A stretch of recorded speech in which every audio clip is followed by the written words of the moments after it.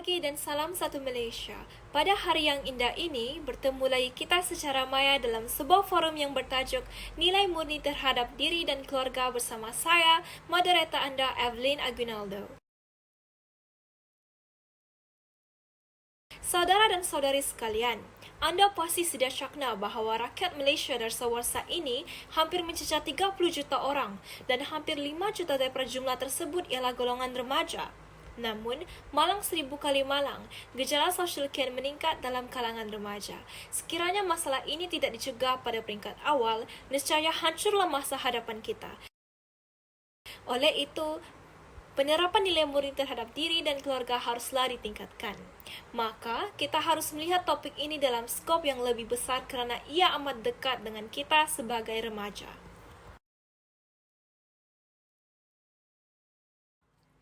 Sebelum kita menelusuri sepenuhnya persoalan ini, saya kira lebih baik seandainya kita berkenalan dengan panel-panel kita terlebih dahulu. Ahli panel pertama, Saudari Lavinia. Selamat datang saudari, apa kabar? Terima kasih saudari moderator. Saya khabar baik sahaja. Seterusnya ahli panel kedua, Saudari Parajin Go. Selamat datang saudari, apa kabar? Khabar baik, saudari moderator. Akhirnya ahli panel ketiga, Saudari Petronella. Selamat datang saudari, apa kabar? Selamat sejahtera saudari moderator, saya kabar baik saja. Terima kasih ahli panel. Hadirin sekalian, kata orang, tak kenal maka tak cinta. Oleh itu, marilah kita bercinta dengan nilai murni. Nilai murni dapat didefinisikan sebagai perlakuan atau tata susila yang baik dalam hubungan sesama manusia, alam dan Tuhan. Jati diri mempunyai kaitan yang rapat dengan akhlak seseorang individu. Tanpa akhlak mulia dan nilai murni dalam diri, jati diri tidak dapat dibentuk dan dipupuk. Dalam skop yang lain pula, nilai-nilai murni terhadap keluarga juga sering dibincangkan dalam kaca televisyen. Hal ini kerana amalan nilai-nilai murni dalam keluarga didapati semakin berkurang diamalkan oleh generasi kini.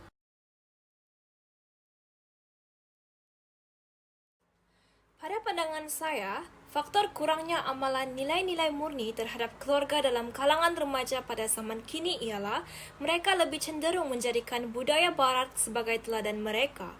Mereka berasa hebat apabila melakukan sesuatu yang mereka kehendaki walaupun perbuatan itu tidak berkenan dengan adat keluarga. Persoalannya, apakah kepentingan pengamalan nilai-nilai murni tersebut?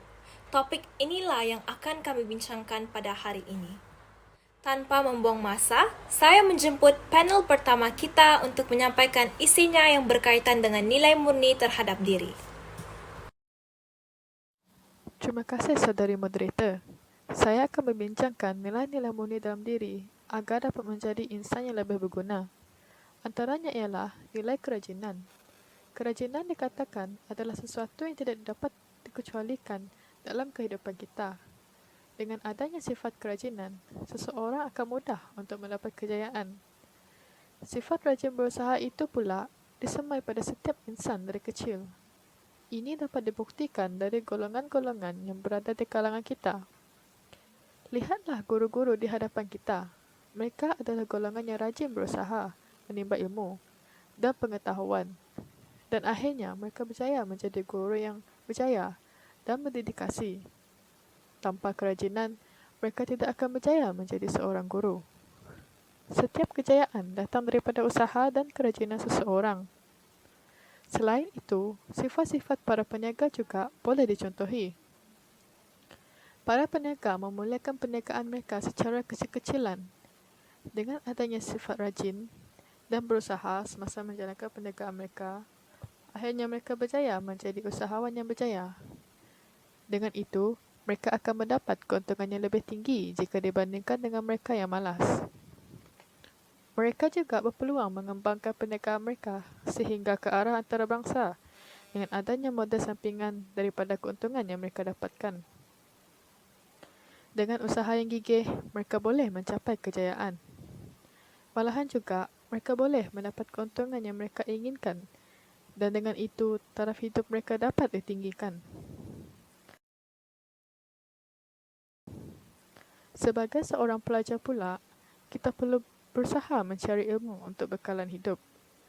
Sekiranya ditelusuri dengan lebih lanjut, remaja perlulah menjadikan nilai kerajinan sebagai prinsip kehidupan dan tidak mudah berputus asa dalam kehidupan.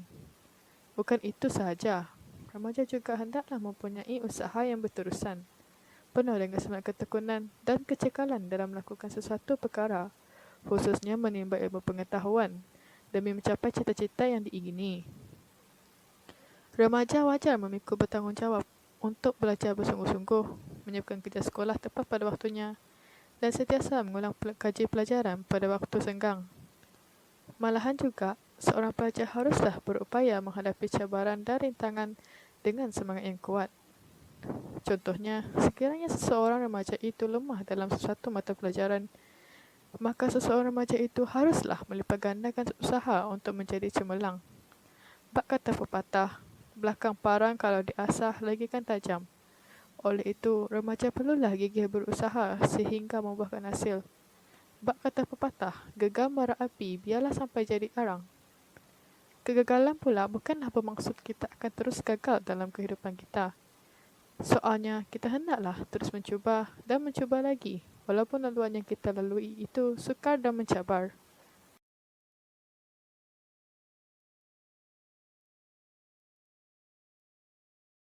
Seterusnya, nilai murni yang harus kita amalkan agar dapat menjadi insan yang lebih berguna ialah nilai rasional. Sebagai insan yang berakhlak mulia, kita sewajarnya membuat pertimbangan dengan wajar, khususnya kepada para remaja juga yang pemikiran mereka masih belum matang, di mana dalam umur mereka sekarang, mereka akan terdorong untuk membuat keputusan mengikut kehendak mereka. Contohnya, remaja haruslah berfikir sebelum bertindak agar tidak memberi kesan yang buruk kepada diri sendiri. Bukan itu sahaja, remaja juga wajar menjadikan sesuatu yang baik itu sebagai teladan masing-masing.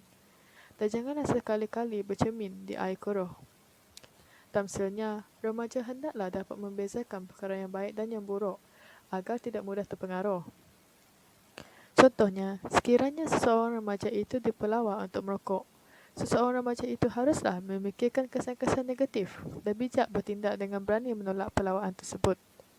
Darah hanya setampuk pinang, remaja perlulah mengamalkan nilai rasional dalam kehidupan seharian agar tidak ditimpa pelbagai masalah yang berpotensi mengganggu emosi remaja. Kesimpulannya, tidak rugi jika kita sentiasa berusaha dan rajin belajar. Setiap insan yang rajin akan mendapat segala yang mereka inginkan. Maka, dapatlah dikatakan sebenarnya kejayaan tidak akan datang bergolek tanpa melakukan usaha yang bersungguh-sungguh. Terima kasih panel pertama atas penerangan yang amat jelas. Saya yakin bahawa saudara dan saudari sekalian ingin mengetahui kesan sekiranya nilai kerajinan dan nilai rasional tadi tidak diamalkan dalam diri. Sekarang, saya ingin menyerahkan perbincangan ini kepada panel kedua. Dipersilakan. Terima kasih saudari moderator. Kesan tidak mengamalkan nilai kerajinan dapat kita perhatikan daripada pelajar. Seseorang pelajar yang tidak mampu menerapkan nilai kerajinan dalam diri akan mengalami kesusahan dalam mencapai kejayaan mereka. Tamsilnya, pelajar tidak dapat menguruskan masanya dengan efektif, mengakibatkan tugasan diberi tidak dapat diselesaikan dengan efisien. Bukan itu sahaja, pelajar juga tidak mengorbankan masa dan tenaga untuk memajukan diri. Sebagai contoh, pelajar tidak menggunakan masa lapangnya dengan berfaedah untuk mengulang kaji pelajarannya. Nescaya, prestasi di sekolahnya akan menurun. Jika ditelusuri, kebanyakan pelajar hedonisme tidak mengamalkan nilai kerajinan, menyebabkan mereka tidak berkomitmen dalam menjalankan tanggungjawabnya sebagai seorang pelajar. Perkara ini dipandang serius kerana remaja bukan sahaja permata dalam rumah tangga dan generasi harapan masa depan keluarga, malah merupakan pewaris kegemilangan negara. Manakala terdapat juga kesan daripada nilai rasional. Pada era globalisasi ini, penderaan kanak-kanak telah menjadi polemik yang telah bermaharajalela di sarwa jagat. Penderaan kanak-kanak berlaku kerana ibu bapa yang tidak mampu berfikir dan bertindak secara rasional. Antara perancah berlakunya penderaan kanak-kanak adalah daripada sikap ibu bapa yang panas baran, tekanan emosi dan sikap jiran yang individualistik. Hal ini akan memberikan impak yang kritikal kepada kanak-kanak kerana perkembangan emosi mereka akan terjejas dan tidak menjadi normal. Mereka juga akan menjadi seorang yang pendendam dan bercenderungan menjadi pendera. Natijahnya, ibu bapa haruslah memainkan peranan mereka dalam membesarkan anak-anak.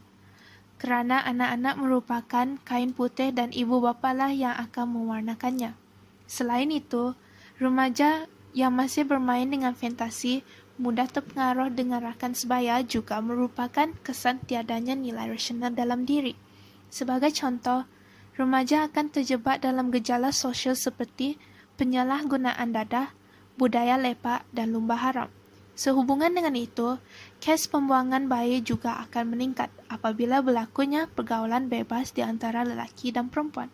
Hal ini bukan sahaja akan menjatuhkan maruah diri dan keluarga, maka akan dipandang rendah oleh masyarakat.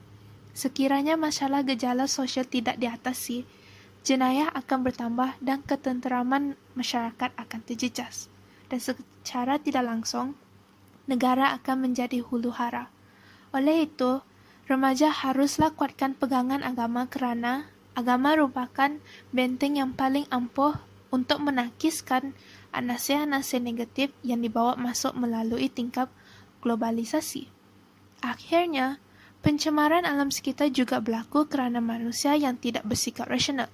Antara perbuatan manusia yang mengakibatkan berlakunya pencemaran alam sekitar ialah penerokaan hutan secara berleluasan. Penerokaan ini akan menyebabkan habitat haiwan musnah, suhu udara meningkat dan akan berlakunya tanah runtuh. Hal ini bukan sahaja menyebabkan flora dan fauna pupus, kerajaan juga perlu memperuntukkan wang yang banyak dalam memperbaiki kemusnahan yang telah berlaku. Jelaslah bahawa masyarakat perlulah menghargai dan menyedari kepentingan alam sekitar dengan melaporkan kes-kes salah laku agar kita dapat menjaminkan keselamatan, kesejahteraan dan keselesaan hidup. Selain itu, seseorang yang mudah berputus asa juga merupakan salah satu kesan tiadanya nilai kerajinan. Mereka tidak mampu untuk meluaskan horizon pemikiran mereka dalam menyelesaikan sesuatu masalah. Natijahnya, individu begini amat merusingkan kerana masyarakat tidak dapat memanifestasikan insan yang lebih intelektual dan berketerampilan. Sementara itu, individu juga mengamalkan gaya hidup yang tidak sehat kerana mereka tidak mempunyai intensif dan motivasi yang tinggi dalam kehidupannya. Contohnya, tidak melakukan aktiviti senaman untuk memastikan badan cergas dan otak cerdas. Tidak dapat dinafikan pelbagai penyakit akan dihidapi oleh individu tersebut seperti obesiti, darah tinggi, dan kolesterol. Kesimpulannya, kita haruslah mengamalkan nilai kerajinan agar dapat melahirkan model insan yang berkemampuan untuk bersaing dan dapat mengharumkan nama negara. Terima kasih panel kedua. Kita sudah mendengar perbincangan mengenai nilai murni terhadap diri, iaitu nilai kerajinan dan nilai rasional, serta kesan sekiranya kita tidak mengamalkannya. Sehubungan dengan itu, saya ingin menasihatkan agar hadirin sekalian sentiasa rajin berusaha dan berfikiran positif walau dalam apapun jua keadaan. Sekarang, sudah tiba masanya untuk kita membincangkan isi mengenai nilai murni terhadap keluarga. Isi ini akan dikupas dengan mendalam oleh panel ketiga. Dipersilakan. Terima kasih saudari moderator. Keluarga merupakan ejen sosialisasi primer bagi setiap orang. Hal ini kerana keluarga merupakan lingkungan sosialisasi pertama bagi kita semasa kecil. Melalui lingkungan keluarga lah yang membentuk watak kita. Disebabkan itu, keluarga yang bahagia seharusnya kita pupuk dengan mengamalkan nilai-nilai murni dalam keluarga. Nilai berkaitan yang ingin saya kongsikan adalah nilai tanggungjawab terhadap keluarga dan nilai kasih sayang terhadap keluarga. Secara umumnya, tanggungjawab terhadap keluarga merujuk kepada kewajipan yang harus dilaksanakan oleh setiap individu dalam keluarga. Setiap individu dalam keluarga mempunyai tanggungjawab tersendiri, seperti ibu bapa bertanggungjawab dalam mencari nafkah bagi keluarga sementara anak bertanggung jawab untuk belajar bersungguh-sungguh, serta membantu ibu bapa. Dengan itu, anggota keluarga haruslah bekerja sama dalam melahirkan keluarga yang harmoni. Kerana bertepuk sebelah tangan tidak akan berbunyi. Sekiranya anggota keluarga tidak memikul tanggung jawab masing-masing, nescaya keluarga harmoni akan sukar untuk dibentuk. Kasih sayang dalam keluarga tidaklah asing bagi kita lagi. Tanpa kasih sayang, keluarga tidak akan kukuh dengan anggota keluarga yang saling bermusuh dan saling membenci. Disebabkan itu, nilai kasih sayang terhadap keluarga amat penting dalam mengukuhkan ikatan kekeluargaan. Kasih sayang dalam keluarga wujud apabila adanya tindakan mengambil berat atau prihatin terhadap keluarga, serta selalu meluangkan masa bersama keluarga. Contohnya, sebagai ahli keluarga, kita meraihkan hari-hari istimewa keluarga seperti hari lahir anggota keluarga, hari ibu, hari bapa, hari ulang tahun perkawinan ibu bapa, dan sebagainya. Dengan ini, anggota keluarga yang diraihkan akan merasa diri mereka dihargai dan perkara ini dapat mengeratkan hubungan silaturahim dalam kalangan keluarga kerana masa yang berharga terluang bersama orang yang kita disayangi. Pengamalan nilai tanggung jawab terhadap keluarga dan nilai kasih sayang terhadap keluarga merupakan perkara yang penting dalam sesebuah keluarga. Hal ini demikian kerana sekiranya kedua-dua nilai ini dipupuk dalam keluarga, nilai lain juga akan turut menyusul untuk diamalkan, seperti nilai hormat dan taat kepada anggota keluarga. Keluarga yang bahagia dan harmoni adalah penting dalam masyarakat kerana kewujudan keluarga bahagia dalam kalangan masyarakat dapat melahirkan budaya masyarakat harmoni dan sejahtera. Terima kasih saya ucapkan kepada semua ahli panel kerana sudi menyuarakan pendapat masing-masing. Semoga apa yang kita dapat pada hari ini tidak sekadar masuk telinga kanan dan keluar telinga kiri. Kesimpulannya, nilai murni merupakan salah satu dasar membentuk sebuah komuniti yang bernilai dan sebuah institusi yang bahagia. Sebagai peneraju pemimpin pada masa hadapan, marilah kita bersama-sama menerapkan nilai murni terhadap diri dan keluarga demi kesejahteraan bersama. Itu sahaja dari kami. Sekian dan terima kasih.